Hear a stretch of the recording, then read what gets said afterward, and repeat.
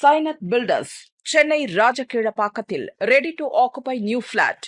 மாத வாடகை பட்ஜெட்டில் இஎம்ஐ.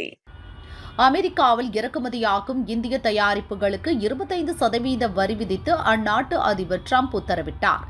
இது ஆகஸ்ட் 7 முதல் அமலுக்கு வந்தது.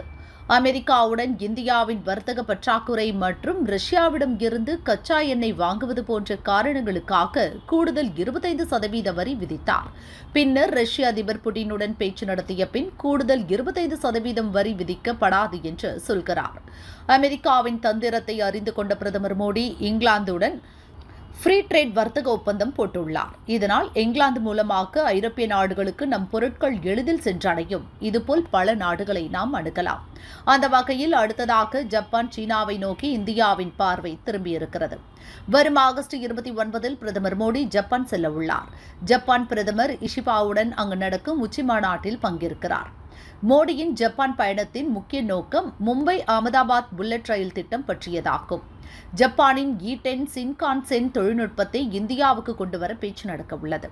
ஜப்பானின் E10 ஷின்கான்சென் என்பது ஜப்பானின் அடுத்த தலைமுறை அதிவேக ரயிலாகும்.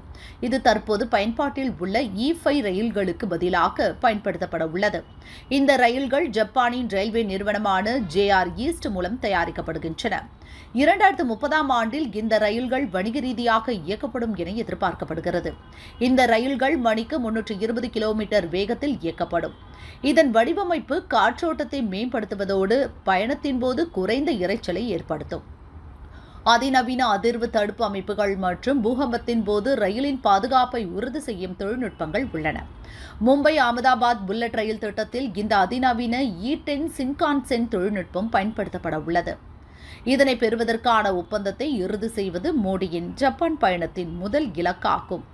அடுத்து இந்தியா ஜப்பான் இடையிலான வர்த்தக உறவுகள் குறித்தும் பேசப்பட உள்ளது.